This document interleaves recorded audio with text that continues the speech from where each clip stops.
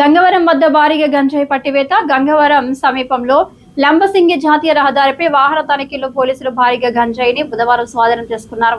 45 లక్షల రూపాయల విలువైన 900 కేజీల గంజాయి బస్తాలతో పాటు మహీంద్రా స్కార్పియో, అశోక్ లేలాండ్ వాహనం, మోటార్ సైకిల్, 5 మొబైల్ ఫోన్లను స్వాధీనం చేసుకున్నారు.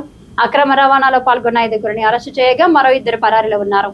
నిందితులు ఒడిశా, తెలంగాణ, అల్లూరి, తూర్పు గోదావరి జిల్లాలకు చెందిన అంతర్రాష్ట్ర గంజాయి దొంగలని పోలీసులు గుర్తించారు.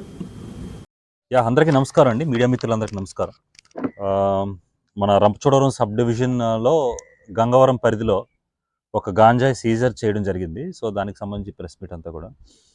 సో నిన్న 23వ తారీఖు నిన్న మనకి నెమల్చెట్టు సెంటర్ దగ్గర మనకి ఆల్రెడీ వచ్చిన ఇన్ఫర్మేషన్ మేరకు గంజాయి వస్తుందనే ఇన్ఫర్మేషన్ మేరకు మనం వెహికల్ చెకింగ్ కూడా పెట్టుకోవడం జరిగింది. సో వెహికల్ చెకింగ్ దగ్గర గాంజాయి లోడ్ ఒకటి ఇక్కడ మనకు కనిపిస్తుంది కదా, ఇది బడా దోస్త్ వెహికల్ అంటారు ఇది.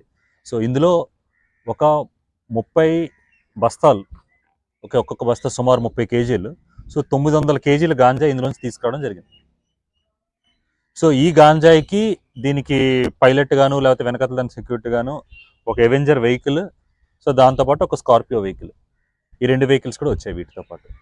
సో ఇందులో ఉండే 30 బస్తాలు ఏవైతే గాంజా వెహికల్ ఉందో, అంటే 900 కేజీల గాంజా వెహికల్ ఏదైతే ఉందో అది సుమారు, అంటే తక్కువ వేసుకున్న కూడా ఒక 45 లక్షల రూపాయలు విలువ చేసే గాంజా మాత్రమే, వెహికల్స్ కాకుండా గాంజా మాత్రమే 45 లక్షలు విలువ చేసే గాంజా.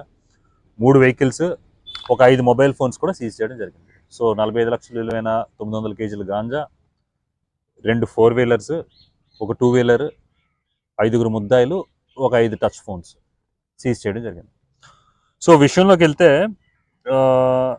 ఈ గాంజా ఏదైతే ఉందో ఇది మల్కాన్గిరి, ఒడిశా మల్కాన్గిరి నుంచి వీళ్ళు తీసుకొని వస్తున్నారు ఈ గాంజాని.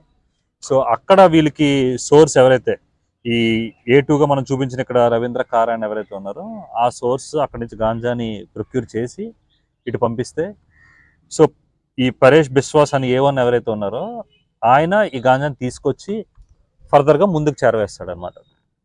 సో ఇందులో భాగంగా ఈయన ఇంతకుముందు పరేష్ బిశ్వాస్ అనేవాడు, ఈయన ఇంతకుముందు ఒక డ్రైవర్గా పనిచేశాడు, ఒక చిన్న డ్రైవర్, ఒక లారీ డ్రైవర్గా పనిచేసి ఆ తర్వాత లారీ బిజినెస్ మెయింటైన్ చేసి దాని తర్వాత గాంజాయి డ్రైవర్గా పనిచేసి గాంజాయిలో డ్రైవర్గా ఉండడం కన్నా గాంజాయి బిజినెస్నే చేస్తే ఇంకా చాలా ఎక్కువ డబ్బులు వస్తాయనే ఒక అత్యాశతో ఈ అక్రమమైన ఈ బిజినెస్లోకి ఎంటర్ అయ్యి, బిజినెస్ అని కూడా అనకూడదు, అక్రమమైన ఈ స్మగ్లింగ్లోకి ఎంటర్ అయ్యి ఈయన ఇప్పుడు ఓన్గా ఈ బిజినెస్, ఈ స్మగ్లింగ్ చేయడం స్టార్ట్ చేశాడు అనమాట.